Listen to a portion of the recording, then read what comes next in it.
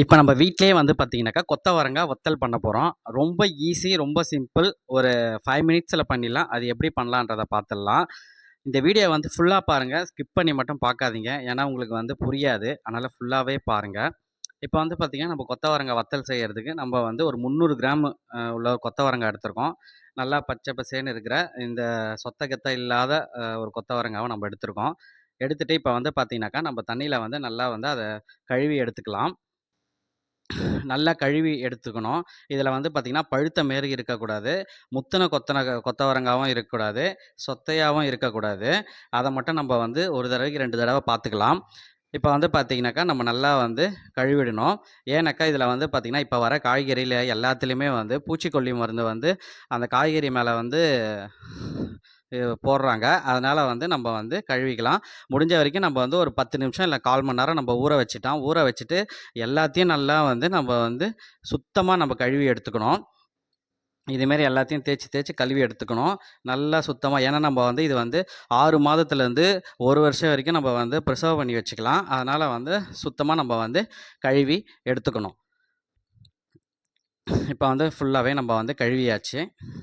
கழுவுனதுக்கப்புறம் இது வந்து first step. இத வந்து நம்ம ஃபஸ்ட்டு ஸ்டெப் முடிச்சாச்சு. இப்போ செகண்ட் ஸ்டெப்பு. மொத்தமே 3 ஸ்டெப்பு தான். ஈஸியா அழகா வீட்லயே நம்ம வந்து கொத்தவரங்காய் வத்தல் பண்ணிடலாம். பாருங்க, இப்போ வந்து செகண்ட் ஸ்டெப்பு. இப்போ நம்ம எல்லாமே கழுவி எடுத்துட்டோம்.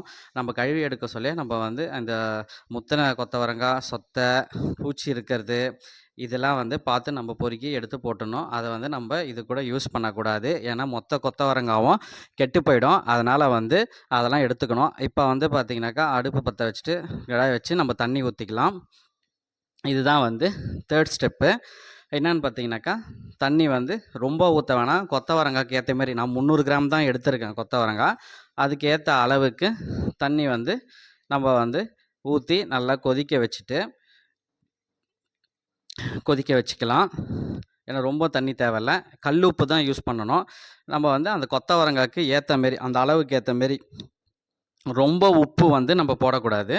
அந்த அளவுக்கு ஏத்த மாரி உப்பு வந்து போட்டு தண்ணியில கொதிக்க வைக்கணும். இது வந்து கொதி வரட்டும். இப்போ வந்து சில பேர் என்ன சொல்லுவாங்கனாக்கா, எனக்கு வத்தல் வந்து காரமா வேணும் அப்படின்னு கேட்பாங்க. அவங்களுக்கெல்லாம் என்னன்னு பார்த்தீங்கன்னாக்கா, இதுமாரி கொதி வர சொல்லியே நம்ம கொத்தவரங்காய் வந்து நம்ம போடுறோம் பார்த்தீங்களா, அந்த டைமு நம்ம வந்து மஞ்சத்தூள் கொஞ்சம், மிளகாத்தூள் அளவா கொஞ்சம் போட்டுக்கணும். போட்டு நம்ப இது கூடயே கொதிக்க வச்சுட்டோம்னாக்கா, சில பேருக்கு காரம்னா ரொம்ப பிடிக்கும். காரமா இருக்கணுன்னுவாங்க. அவங்க வந்து இதுமாரி மஞ்சாத்தூளும், மிளகாத்தூளும் சேர்த்துக்கணும். இப்போ வந்து பார்த்தீங்கன்னாக்கா, நம்ம கொத்தவரங்காய் எல்லாமே போட்டுட்டோம். இப்போ வந்து கொதிக்கட்டும். இது வந்து பார்த்தீங்கன்னாக்கா, முழுசாவும் வந்து வேகக்கூடாது. ஏன்னா முழுசா வெந்துடுச்சுன்னா வந்து ஃபுல்லாவே வெந்துரும். ஆ ஆஃப் தான் வேகணும். அரை வேக்காடு வெந்தா தான் நம்ம வந்து வத்தலுக்கு வந்து கரெக்ட்டா இருக்கும். அதனால அரை வேக்காடு வந்தா நம்ம வந்து இறக்கி எடுத்துக்கணும். இப்போ பாருங்க, நல்லா கொதிக்குது. இப்போ வந்து நல்லா நம்ம கிளறி விட்டுக்கலாம். விட்டுட்டு ரொம்பவும் வந்து பார்த்தீங்கன்னாக்கா வெந்துறக்கூடாது. அரை வேக்காடு இருந்தா போதும். இப்போ வந்து நம்ம வந்து இன்னும் வேகல. இன்னும் ஒரு 2 மினிட்ஸ்ல வெந்துரும். இப்போ எடுத்து பார்க்கலாம்.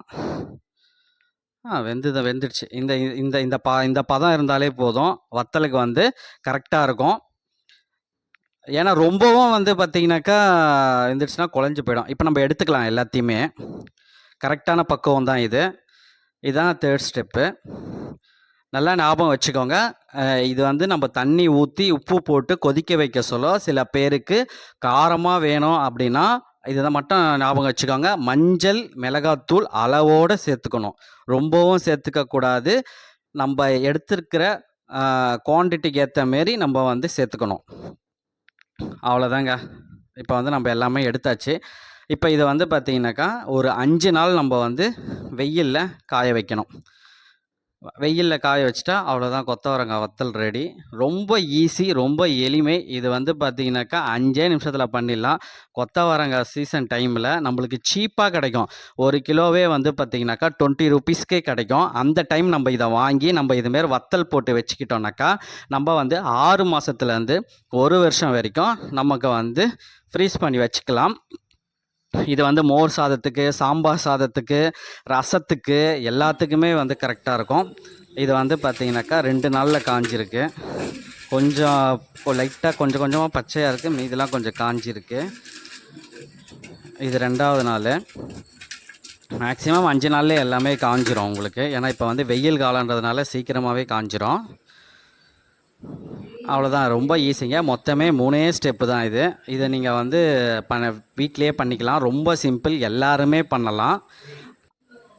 இப்போ வந்து இது வந்து பார்த்திங்கன்னா இது கூடயே வந்து நம்ம வந்து பார்த்துடலாம். இது 5வது நாள் நம்ம காய வச்சுருக்கோம். இது கூடயே இந்த கார்டன் பக்கத்தில் இது காய வச்சுருக்கேன். சரி, அப்படியே வந்து உங்களுக்கு வந்து இந்த கார்டனையும் காமிச்சிடலாம் அப்படின்ட்டு.